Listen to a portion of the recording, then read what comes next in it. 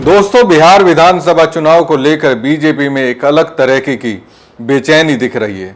कहीं ना कहीं बीजेपी के रणनीतिकारों को ऐसा लगने लगा है उनके साथ खेल हो जाएगा, उनकी राजनीति को बहुत बड़ा डेंट लगने वाला है। तो सवाल यही है, क्या बीजेपी के सबसे बड़े रणनीतिकार अमित शाह राहुल गांधी के एक्टिव होने से टेंशन में है? क्या अमित शाह राहुल तेजस्वी के आपसी एकता से चिंतित हैं? महागठबंधन में शामिल पार्टियां जिस तरह से आक्रामक राजनीति कर रही है, उससे बीजेपी के रणनीतिकारों को क्या लग रहा है उनकी पार्टी पिछड़ चुकी है? दोस्तों, राहुल गांधी तेजस्वी यादव के बारे में बिहार के लोग जानते हैं, ये बीजेपी की नीतियों के कट्टर दुश्मन है। उसमें सीधे तौर पर चुनने का विकल्प है। बीजेपी भी उससे भिड़ने की रणनीति बना चुकी है। लेकिन बीजेपी के सामने बिहार में राहुल तेजस्वी के अलावा एक और दुश्मन है, जिसको लेकर बीजेपी के अंदर खाने एक अलग ही तरह की घबराहट है। तो कौन है वो नया दुश्मन? नमस्कार दोस्तों, मैं हूं परवीन सानी। दोस्तों, याद कीजिए साल 2014 का लोकसभा चुनाव, जब बीजेपी सत्ता में आने के लिए बेकरार थी। उस वक्त एक चुनावी रणनीतिकार ने उसके चुनावी कैंपेन को पूरी तरह से डिजाइन किया था, लेकिन क्रेडिट पूरा का पूरा बीजेपी के अंदर एक के पास चला गया।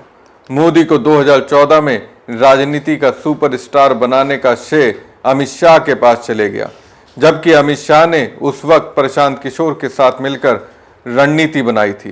खैर, तब से लेकर अब तक 11 साल बीत चुके हैं और अब ये साबित करने का समय आ चुका है कौन है सबसे कुशल रणनीतिकार, कौन है राजनीति की पूरी किताब। दोस्तों, बिहार विधानसभा चुनाव की तारीखों का ऐलान हो चुका है। बीजेपी ने अपना चुनावी नारा विकास और विश्वास पर केंद्रित किया है और पूरे जोर शोर से नीतीश का नाम मोदी के काम के नारे के साथ चुनावी मैदान में उतरने की तैयारी कर ली है। पार्टी का मकसद मोदी सरकार के कामकाज को सामने रखना, साथ ही एनडीए के भीतर मुख्यमंत्री नीतीश कुमार को स्थिरता के प्रतीक के तौर पर पेश करना है। लेकिन जो रणनीति अमित शाह अपना रहे हैं, उससे लगता है कहीं ना कहीं उनको एहसास है प्रशांत किशोर के अंदर उन्हें सत्ता से बेदखल करने की पूरी क्षमता है। अब यहाँ ये मत समझिएगा कि बिहार के चुनाव में बीजेपी वर्सेस जनसुराज पार्टी के बीच सीधी टक्कर हो जाएगी। भाई, ऐसा बिल्कुल नहीं है। फाइट तो बीजेपी की अगुवाई वाले एनडीए और राहुल तेजस्वी की अगुवाई वाली महागठबंधन के बीच ही होगी। लेकिन इस लड़ाई में प्रशांत किशोर के आने से उन्हें लगता है खेल हो जाएगा। इसलिए बीजेपी ने बिहार की सभी 40 लोकसभा सीटों को 3 बड़े चुनावी प्रभारी नेताओं के बीच बांटा है, ताकि राज्य के कुल 243 विधानसभा सीटों को गहराई से मैनेज किया जा सके।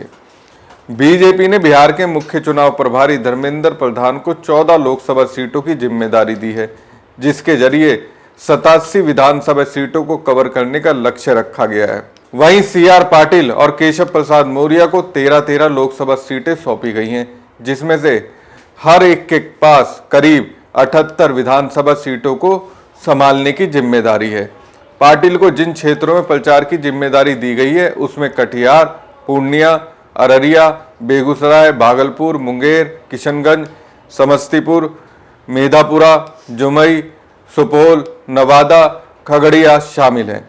वहीं केशव प्रसाद मौर्य को पूर्वी और पश्चिमी चंपारण, सिवान, सारण, गोपालगंज, शिवहर, महाराजगंज, मुजफ्फरपुर, हाजीपुर, वैशाली, बक्सर और वाल्मीकि नगर की जिम्मेदारी सौंपी गई है।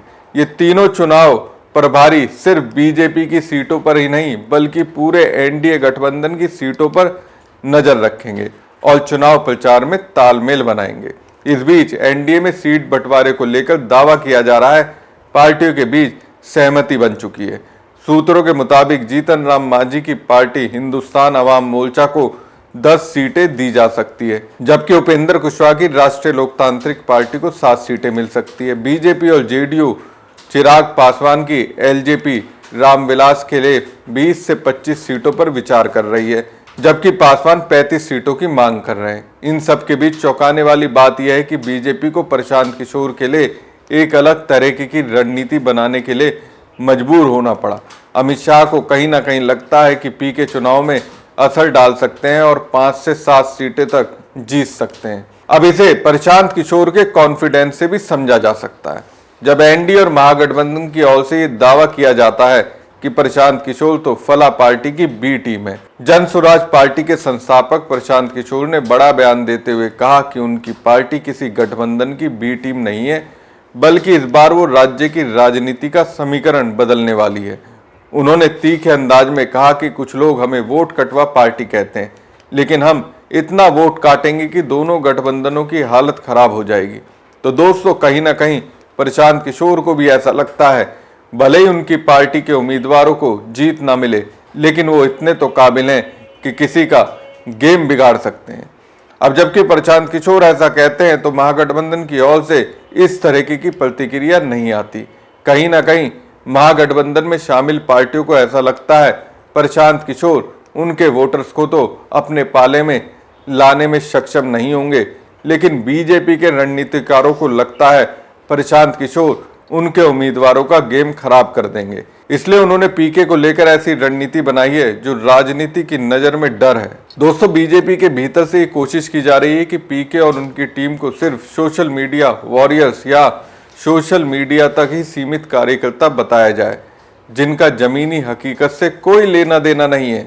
बीजेपी का मानना है कि पीके जो खुद ब्राह्मण है, ग्रामीण बिहार में गहरी पैठ नहीं बना पाए और उनके अधिकतर वोट शहरी युवाओं तक ही सीमित रहेंगे। दोस्तों, फिलहाल चर्चा इस बात की है कि प्रशांत किशोर का चुनावी राजनीति में डेब्यू किसकी राजनीतिक पारी को खराब करेगा।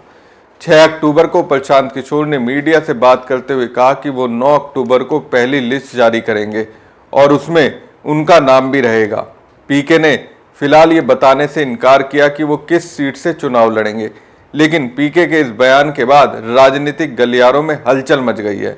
चर्चा है कि किशोर राधोपुर जैसी हाई प्रोफाइल सीट से चुनाव लड़ सकते हैं, जहां से तेजस्वी यादव का राजनीतिक सफर जुड़ा रहा है और वो भी अभी वहां से विधायक हैं।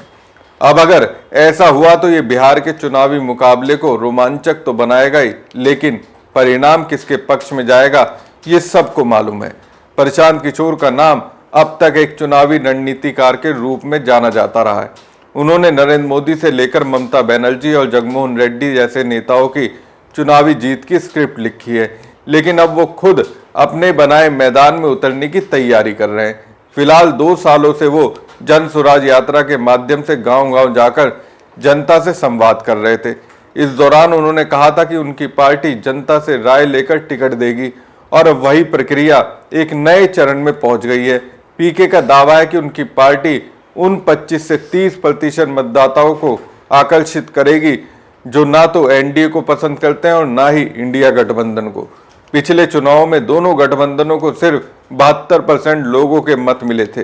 करीब 28% लोगों की पसंद महागठबंधन में शामिल पार्टियां नहीं थी।